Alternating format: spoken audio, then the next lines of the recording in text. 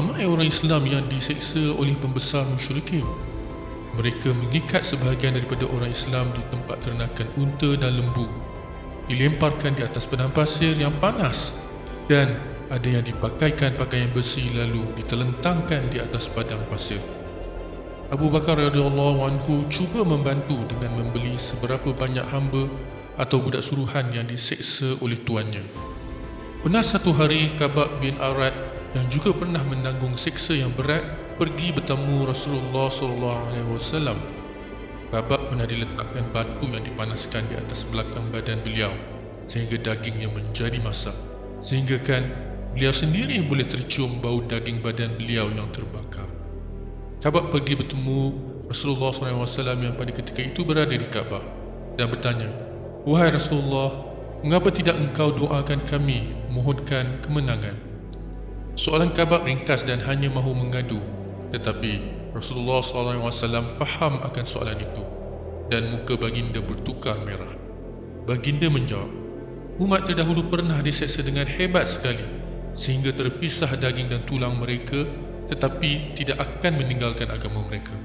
Bersabarlah, Allah akan memberi kemenangan sehingga seorang boleh bermusafir dari Sana'a ke Hadrul Maut dalam keadaan tidak takutkan apa-apa melainkan Allah."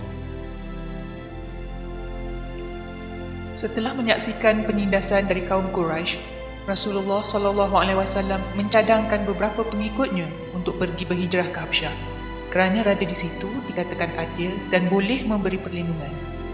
Hijrah kali pertama ini berlaku sekitar tahun kelima dakwah dan hanya sebilangan kecil sahaja, iaitu 11 orang lelaki dan 5 orang wanita yang dilakukan secara rahsia. Namun, apabila tersebar berita palsu mengenai kemasukan Islam oleh kaum Quraisy, ada yang bertindak untuk kembali ke Mekah. Berita palsu itu terjadi ketika turunnya surah An-Najm. Apabila Rasulullah SAW membacakan surah tersebut, kehebatan surah itu memberi kesan sehinggakan ada orang kafir Mekah turut sujud pada ayat terakhir surah tersebut. Antara isi kandungan surah An-Najm, telah hampir masa datangnya saat yang dekat itu, hari kiamat. Tidak ada sesiapa pun selain Allah yang dapat menahan atau menghapuskan huru-hara hari kiamat itu. Maka patutkah kamu merasa hairan terhadap keterangan-keterangan Al-Quran ini sehingga kamu mengingkarinya? Serta kamu tertawa mengejek-ngejeknya dan kamu tidak mahu menangis, menyesali kesalahan kamu serta takutkan balasan buruk yang akan menimpa kamu? Oleh yang demikian, hendaklah kamu sujud kepada Allah yang telah menurunkan Al-Quran itu dan beribadatlah kamu kepadanya dengan sepenuh-penuh tauhid. An-Najm ayat 57 hingga 62. Apabila ada kaum musyrikin yang turut sujud, maka tercetuslah berita palsu yang mengatakan penduduk Mekah telah menerima Islam. Ini menyebabkan ada yang telah kembali pulang dengan sangkaan penduduk Mekah sudah memeluk Islam. Masuk tahun ke-6 kenabian, pengikut Muhammad terus ditindas dan menerima tekanan yang lebih hebat. Maka kali ini Rasulullah SAW memutuskan untuk menghantar rombongan yang lebih besar, iaitu sekitar 83 orang lelaki dan 18 atau 19 orang wanita. Dan antaranya adalah Uthman bin Affan dan isteri beliau, Ja'far bin Abi Talib dan Ummu Habibah, puteri Abu Sufyan. Cuma kali ini penduduk kafir Mekah telah mengetahui rancangan tersebut dan mahu menghalang serta menangkap rombongan tersebut. Namun rombongan muslimin dapat melepaskan diri dan meneruskan hijrah mereka ke Habsyah. Penduduk musyrikin Mekah telah menghantar wakil untuk menjejaki rombongan muslim dan mahu membawa balik rombongan tersebut. Walaupun rombongan ini tidak mengancam penduduk Mekah. Kumpulan wakil musyrikin ini diketahui oleh Ammar bin Al-As dan Abdullah bin Abi Rabi'ah. Ammar dipilih kerana beliau mahir berbicara dan mempunyai hubungan dengan penduduk serta Raja Habsyah. Ammar telah merancang untuk berjumpa dengan pegawai tertinggi Habsyah dahulu dan memberikan hadiah sebagai rasuah supaya kaum muslimin diserahkan kepada beliau. Ammar cuba mengelak untuk bertemu dengan Raja Habsyah kerana risaukan kata-kata pihak muslim, iaitu yang sebenarnya Al-Quran, akan mempengaruhi Raja Habsyah. Maka Ammar berkata kepada pegawai Habsyah, "Di negeri kamu kini terdapat satu rombongan yang cetek pengetahuan dan telah lari dari negeri kami. Aku mohon agar mereka diserahkan kepada kami tanpa perlu berjumpa dengan An-Najashi, iaitu Raja Habsyah. Namun pembesar mereka tetap mahu membawa hal ini kepada Raja Habsyah. Apabila bertemu Raja Habsyah, Ammar menjelaskan perkara yang sama. Mereka telah meninggalkan agama kami. Mereka tidak pula memeluk agama kamu, dan kini mereka mengamalkan ajaran agama yang baru. Pembesar kami telah menghantar kami untuk meminta kumpulan Muslim ini diserahkan kembali kepada kami, dan jangan benarkan mereka tinggal di negerimu. Pada mulanya, menteri dan pembesar Habsyah menyokong permintaan Ammar. Namun Raja Habsyah enggan membuat keputusan tanpa mendapatkan penjelasan dari pihak Muslim. Maka beliau telah memanggil pihak Muslim untuk mendapatkan keterangan. Maka orang-orang Muslim hadir dan telah melantik Ja'far Abi Talib sebagai jurucakap. Pihak Muslim memutuskan akan berkata benar walau apa pun yang akan terjadi. Raja Habsyah mula bertanya, "Siapa kamu? Kamu tidak mengikuti mana-mana agama?" Ja'far pun menerangkan bahawa mereka dahulu menyembah berhala, memakan bangkai binatang, melakukan maksiat dan segala perkara yang dilarang, termasuk menumpahkan darah. Kami tidak membezakan antara yang hak dan yang batil. Jadi Tuhan telah menghantar kami seorang Nabi, yang mana kejujurannya boleh dipercayai. Beliau mengajak kami untuk hanya menyembah Allah yang satu, tanpa mensyirikkannya, menghormati hak orang lain dan meninggalkan perkara larangan serta melarang pertumpahan darah. Beliau juga melarang kami untuk melakukan maksiat, berbohong, menyuruh kami menjaga amanah, harta anak yatim dan melarang tuduhan palsu terhadap wanita yang suci. Beliau perintahkan kami untuk menyembah hanya Allah dan tiada Tuhan yang lain, menyuruh kami beribadat. Maka kami menuruti beliau dan hanya menyembah Allah, Tuhan yang satu, melaksanakan perintah beliau dan meninggalkan segala larangan. Malangnya kaum kami tidak menyukai kami dan menindas kami, serta mahu kami meninggalkan agama kami dan mahu kami kembali menyembah berhala dan melakukan perkara-perkara yang terlarang. Apabila kami ditindas sedemikian rupa, maka kami pun berhijrah mencari perlindungan, dan kami telah datang memilih untuk menetap di negerimu. Kami berharap mendapat perkenan dan perlindunganmu, wahai tuanku. Raja Najashi kemudian bertanya, "Adakah kamu membawa apa-apa?" Raja Najashi kini mahu mendengar Al-Quran. Maka Ja'far pun membacakan surah Maryam. Kenapa surah Maryam? Ini kerana Raja Najashi beragama Kristian dan percaya kepada Nabi Isa dan Maryam. Maka apabila Raja Najashi mendengar ayat-ayat Al-Quran tersebut, dan apabila sampai kepada ayat yang menerangkan Isa dan Maryam, Raja Najashi mula menangis dan diikuti oleh pembesar-pembesar beliau. Maka Raja Najashi tidak membenarkan kaum Muslim diserahkan kepada delegasi Ammar. Ammar tidak berpuas hati dan mahu berjumpa dengan Raja Najashi sekali lagi pada hari seterusnya. Kali ini, beliau merancang untuk memberitahu bahawa kaum Muslim memandang rendah pada Nabi Isa dan Maryam, dengan harapan Raja Najashi akan murka kepada kaum Muslim. Maka pada keesokan hari, Ammar bertemu sekali lagi dengan Raja Najashi dan Ja'far sekali lagi dipilih untuk mewakili kaum Muslim. Raja Najashi pun meminta penerangan dari kaum Muslimin mengenai Nabi Isa. Maka Ja'far menerangkan Nabi Isa adalah hamba Allah dan dia adalah seorang Rasul utusan Allah. Kemudian Raja Najashi itu pun membenarkan keterangan Ja'far. Pembesar dan paderi yang berada di sekeliling merasa hairan dengan persetujuan tuanku. Namun, tuanku tegas menerima bahawa Isa hanyalah hamba dan pesuruh Allah, tidak lebih dari itu. Raja Najashi kemudian memutuskan kaum muslimin boleh tinggal di negerinya dan sesiapa yang mengganggu mereka akan menerima padah. Tuanku berkata, "Demi Allah, aku tidak akan menyerah seorang pun daripada mereka, walaupun untuk segunung emas." Delegasi Ammar telah dimalukan apabila beliau dihalau pulang oleh raja. Malah segala pemberian hadiah juga dikembalikan. Adakah Raja Najashi menjadi seorang Muslim? Jawapannya, ya. Walaupun beliau tidak dapat melaksanakan undang-undang Islam, malah tidak ada yang melaporkan beliau pernah mendirikan solat serta tidak berhijrah. Walaupun hijrah adalah wajib pada ketika itu, beliau tetap percaya pada Allah yang satu. Dan ulama berpendapat, itu tidak menjadi hal jika diambil kira keadaan beliau pada ketika itu, iaitu Islam baru mula tersebar. Apabila Raja Najasyi meninggal dunia, mengikut riwayat Sahih Bukhari, Rasulullah SAW telah bersabda bahawa pada hari ini seorang yang soleh telah meninggal dunia di Abyssinia, iaitu Habsyah, dan mari kita laksanakan solat jenazah beliau. Tentunya Rasulullah SAW mendapat kabar berita kematian ini melalui Jibril. Ini adalah tanda Rasulullah SAW mengiktiraf Raja Najasyi apabila baginda meminta para sahabat mengikutnya mendirikan solat jenazah ghaib, iaitu sebagai tanda penghormatan pada kematian beliau dan telah memohonkan keampunan untuk beliau. Sudah tentu ia satu hal yang penting sehingga Jibril sendiri datang memberi kabar. Untuk menghentikan dakwah Nabi, para pembesar Mekah ada juga mencuba strategi rundingan. Mereka telah pergi bertemu dan mengadu pada Abu Talib dan meminta beliau memujuk Muhammad untuk berhenti berdakwah kerana mereka tahu Muhammad sayangkan Abu Talib. Maka Abu Talib pun memanggil Nabi dan berkata, para pembesar telah datang dan mengadu kepadaku tentang apa yang telah kamu lakukan dan mereka tidak merasa senang dengan perbuatanmu. Apa kata kamu berhenti berdakwah agar kita dapat hidup dengan aman?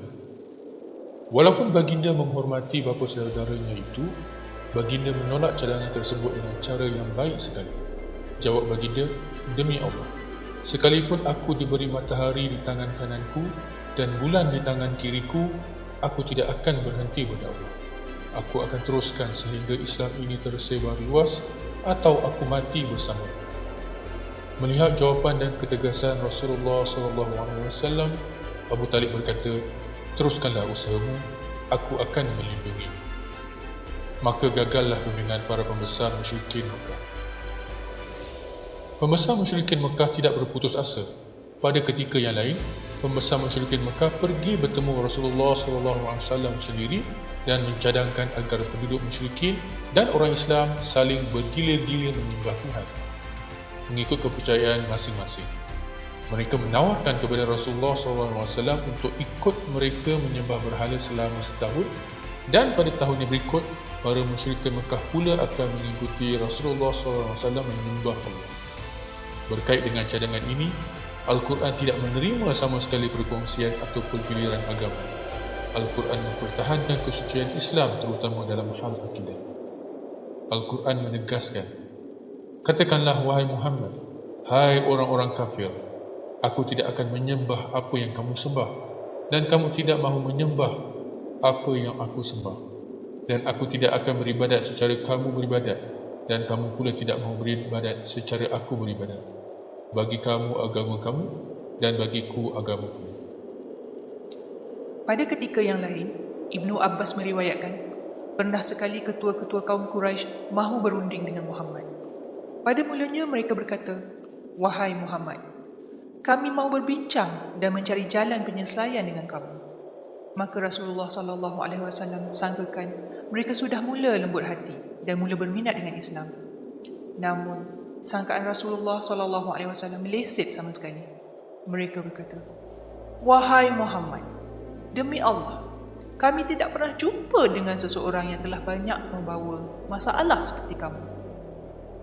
Kamu telah mengutuk ketua kami, telah mengkritik agama kami, memperlekehkan budaya kami, menghina Tuhan kami dan memecah belah perpaduan kami. Kamu lakukan segala yang menyebabkan perselisihan antara kamu dan kami. Dalam satu riwayat yang lain, mereka mendakwa tidak pernah lagi sesiapa yang lain membawa kejahatan seperti Muhammad. Sekiranya kamu lakukan dakwah ini untuk wang, kami akan kumpul segala wang sehingga kamu menjadi paling kaya. Sekiranya kamu lakukan dakwah ini untuk kuasa, kami akan melantik kamu menjadi raja kami. Sekiranya kamu lakukan dakwah ini kerana dirasuk hantu, kami akan belanja segala wang kami untuk mencari rawatan sehingga kamu pulih semula. Beritahu kami apa yang kamu mahu. Baginda menjelaskan ia tiada kaitan dengan apa yang mereka katakan. Rasulullah SAW berdakwah kerana menjalankan tugas beliau sebagai Rasul. Tugas baginda adalah untuk membawa kepada mereka peringatan dan nasihat. Rasulullah SAW menjelaskan, sekiranya mereka menerima dakwah Nabi, ia adalah untuk kebaikan mereka di dunia dan di akhirat. Dan sekiranya mereka menolak, maka terpulanglah kepada Allah untuk memutuskan. Pembesar musyrikin Mekah meneruskan, "Wahai Muhammad, kamu tahu betapa sempitnya tanah kami, betapa miskinnya kami dan betapa susahnya kehidupan kami.